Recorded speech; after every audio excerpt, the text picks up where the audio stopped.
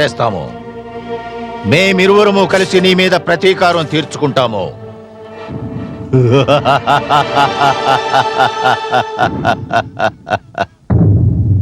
నేను మాతను, ధరణీ మాతను. శిశువుల భవిష్యత్తు వారు పుట్టి పెరిగే వాతావరణంలోనే చిగురులు వేస్తుంది. ఆ వాతావరణం ఉత్తమమైతే ఆ శిశువు వ్యక్తిత్వం, ఆచరణ కూడా ఉత్తమంగా రూపొందుతాయి. జన్మచేతనే ఏ ఒక్కరూ సురులో అసురులో కారనే సత్యాన్ని విష్ణు భగవానుడు సెలవిచ్చాడు. ఆచరణ కర్మల చేతనే కొందరు సురులుగాను మరికొందరు అసురులుగాను మారుతారు. పుట్టి పెరిగిన వాతావరణం ఆలంబనగా ఆచరణ వ్యక్తిత్వాన్ని రూపుదిద్దుతుంది. దేవర్షి నారదుని సాన్నిధ్యంలో అతడి దివ్య ప్రబోధంతో భగవంతుడొక్కడే సర్వశక్తిమంతుడనే విశ్వాసం ప్రహ్లాదుడి మనస్సులో గాఢంగా నాటుకుపోయింది.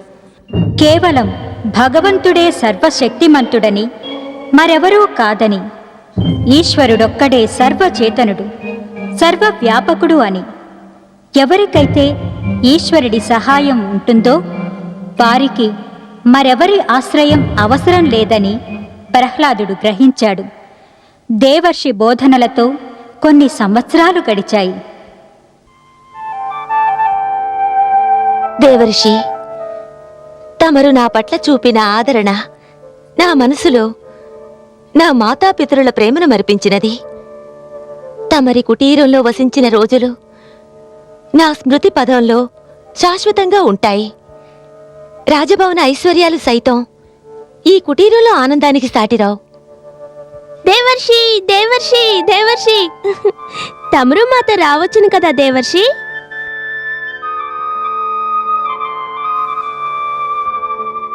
కుటీరంలో నివసించేవానికి రాజభవనంలో సుఖం లభించదు రాజకుమారా.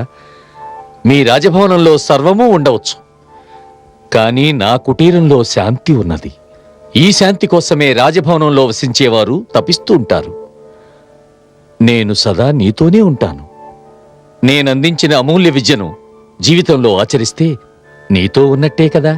నేను తమర్ని మరువలేను, తమ శిష్యరికాన్ని మరువలేను, కానీ మీరు మాతో వస్తే మాకెంతో సంతోషంగా ఉంటుంది కదు మాతా. అవును కుమారా, దేవర్షి తోడుంటే జీవనం మరింత సుఖప్రదమవుతుంది.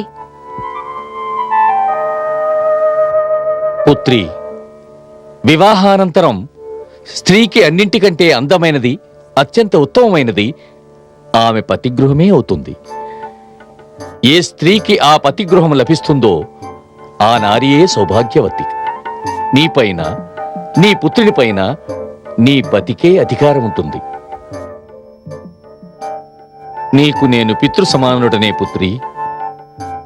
కానీ ఏ తండ్రైనా కోరేది తన పుత్రిక పతికి దూరం కారాదనే. ఇక సెలవా దేవర్షి. పుత్రి, నేను సర్వసంగ పరిత్యాగిని, సెలవీయగలను. నా బాధేమిటంటే నా పుత్రిక నాకు దూరంగా వెళ్ళిపోతున్నది. గురుతుగా ఇవ్వడానికి నా వద్ద స్వర్ణ ముద్రిక కూడా లేదు. జ్ఞాపకాలు ఎక్కడికి పోతాయి దేవర్షి? తమరు నాకు తమ ఆశీస్సుల ఐశ్వర్యాన్ని ప్రసాదించారు. నా మనస్సంతా తమ వాత్సల్య సుమాలతో నిండిపోయి ఉంది. ఇక నా పుత్రునికి తమరందించిన విద్య ఎలాంటిదంటే దాని ముందు సకల సంపదలు తృణప్రాయమే.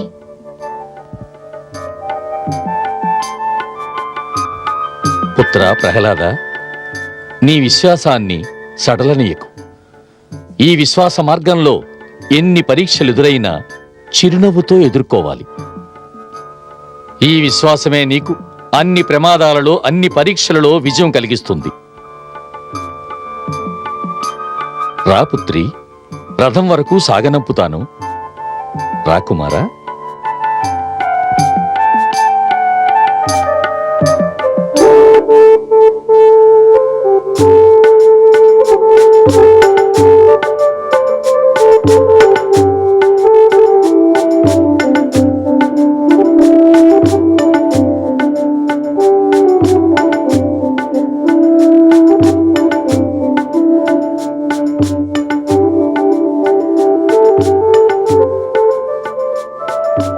ప్రణామం దేవర్షి, ప్రణామం మహారాణి, ప్రణామం రాకుమారా.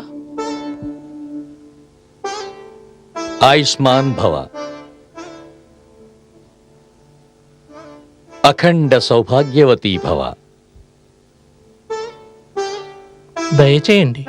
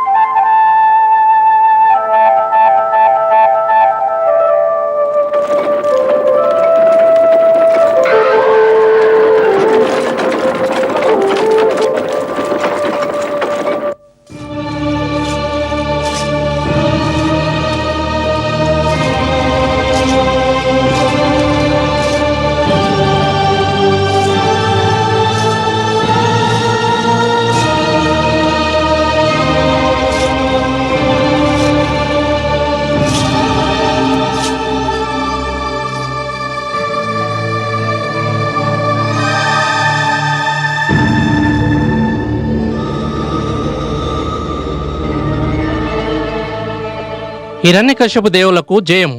మహారాణి రాకుమారులు వేంచేశారు. మహారాణి,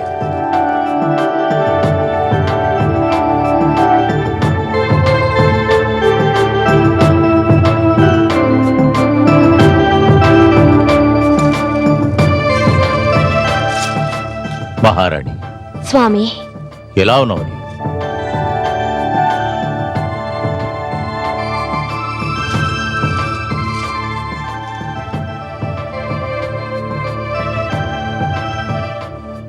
నా పుత్రుడు ప్రహ్లాదుడు ఎంత పెద్దవాడయ్యాడు రాజకుమారుడు. నన్ను గుర్తు చేసుకుంటూ ఉండేవాడివా? నిత్యము పితృదేవా, ప్రతిదినము నేను దేవర్షిని తమ కుశలాన్నే ప్రశ్నించేవాడిని. మరి దేవర్షి నీతో ఏం చెప్పేవారు? ఆయన చెప్పేవారు తమరు మహనీయులని, శక్తిశాలురని.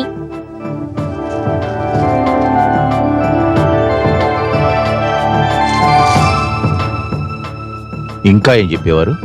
ఆయన అనేవారు పితృదేవులు మహనీయులని, అతన్ని గౌరవించడం పుత్రుని కర్తవ్యమని, పిత స్నేహమిస్తాడని, ప్రేమిస్తాడని, పుత్రుని రక్షిస్తాడనేవారు. మాత కూడా మాననీయురాలేనని, మాతృసేవ పరమ ధర్మమని, పిత కుటుంబానికి పాలకుడని చెప్పారు. పిత వారసత్వాన్ని అందిస్తాడని, ఆదర్శ మార్గదర్శకుడని, పుత్రులు వారిని అనుసరించాలని చెప్పారు. అద్భుతం, అమోఘం. దేవర్షి నీకు చాలా మంచి మాటలే బోధించారు. మహారాణి, మీరిద్దరూ చాలా దూరం నుంచి వచ్చారు. అలిసిపోయి ఉంటారు. కాస్తంత విశ్రాంతి తీసుకోండి. నేను సభాభవనానికి వెడుతున్నాను. కార్యాలను చక్కబెట్టుకొని వస్తాను.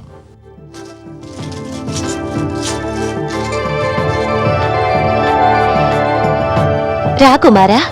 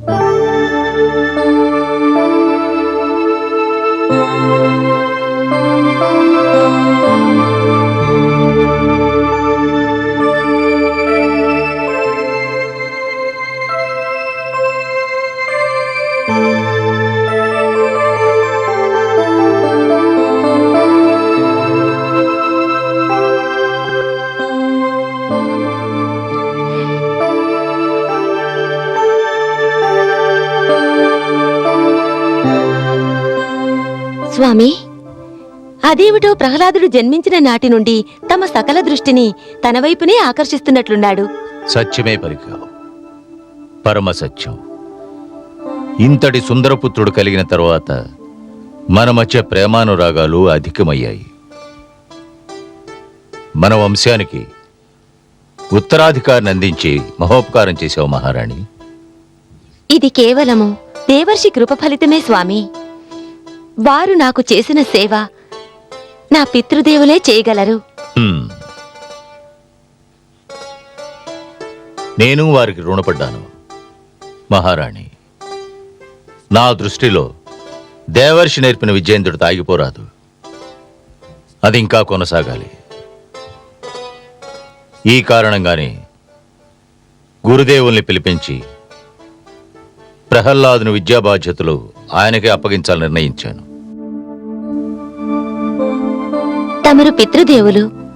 తమరు ప్రహ్లాదుని గురించి ఏమి ఆలోచించినా అది చక్కగానే ఆలోచించి చేస్తారు. తమరిక విష్ణు పురాణ